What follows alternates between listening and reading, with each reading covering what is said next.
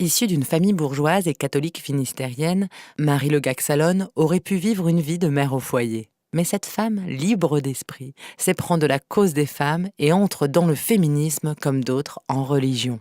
Un combat qu'elle mène tout au long de sa vie dans une Bretagne encore rétive à l'égalité des sexes. Marie Le Gac-Salonne voit le jour à Morlaix le 1er février 1878 dans une famille bourgeoise. Sa mère, conservatrice et fervente catholique, est femme au foyer. Son père, commerçant en grains, se définit au contraire comme libre penseur, dreyfusard et républicain de gauche.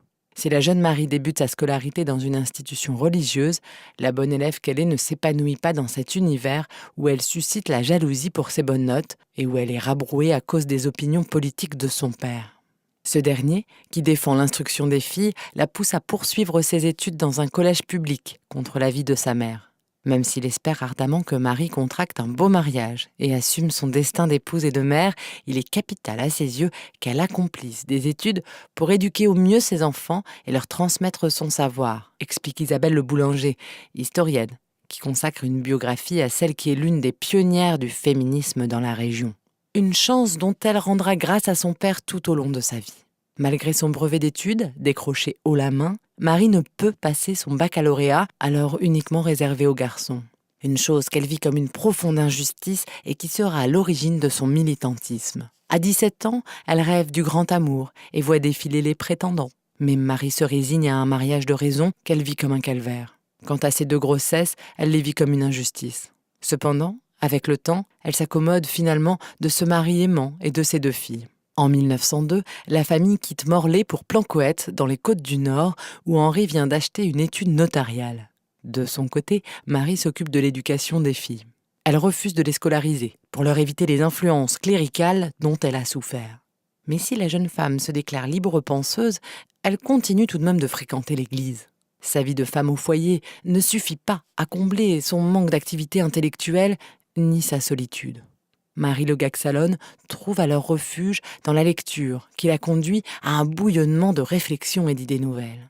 Un jour de vacances en 1905, alors qu'elle attend un train en gare de Granville, elle tombe sur une brochure féministe. C'est une révélation. Bien qu'elle n'ait pas été confrontée directement aux injustices faites aux femmes dans le monde du travail, qu'elle ne connaisse aucune féministe et qu'elle soit destinée à une vie tranquille et confortable, Marie Le Gac-Salonne choisit de s'engager, bravant courageusement tous les préjugés, poursuit l'historienne Isabelle Le Boulanger. La Bretonne commence à écrire sous un pseudonyme. À l'insu de son mari, elle publie une centaine d'articles dans la presse régionale et nationale dans lesquels elle expose ses idées et répond aux railleries des antiféministes. Son engagement prend une autre tournure lorsqu'elle adhère à l'Union française pour le suffrage des femmes, l'UFSF, dès sa création en 1909. Cela lui permet de rencontrer d'autres militantes de la région dont elle ignorait jusque-là l'existence. Rapidement, elle se voit dans l'obligation de militer à visage découvert. Elle affronte alors les regards et les mentalités conservatrices de Plancoët. En 1912, elle devient la déléguée départementale puis régionale de l'UFSF. Elle s'emploie à développer des sections locales. La Première Guerre mondiale met un coup d'arrêt à la diffusion des idées féministes, mais Marie Le Gac-Salonne relance la dynamique dès 1919. Un travail difficile, avoue-t-elle, le féminisme étant encore très peu à la mode en Bretagne. À la pointe de ce combat, elle devient l'une des principales figures de cette cause en Bretagne. Elle participe activement à de nombreux congrès nationaux et internationaux où elle s'exprime à la tribune.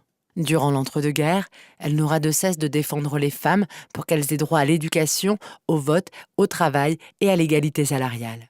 Elle se bat également pour que celles-ci puissent maîtriser leur maternité, lutte contre les violences conjugales et prône l'avortement en cas de viol. Mais les combats de Marie Le Gac-Salonne ne se cantonnent pas uniquement à la cause féminine. Durant toute sa vie, elle n'aura de cesse de s'occuper des déshérités et de se mobiliser face aux fléaux sociaux, comme l'alcoolisme ou la tuberculose.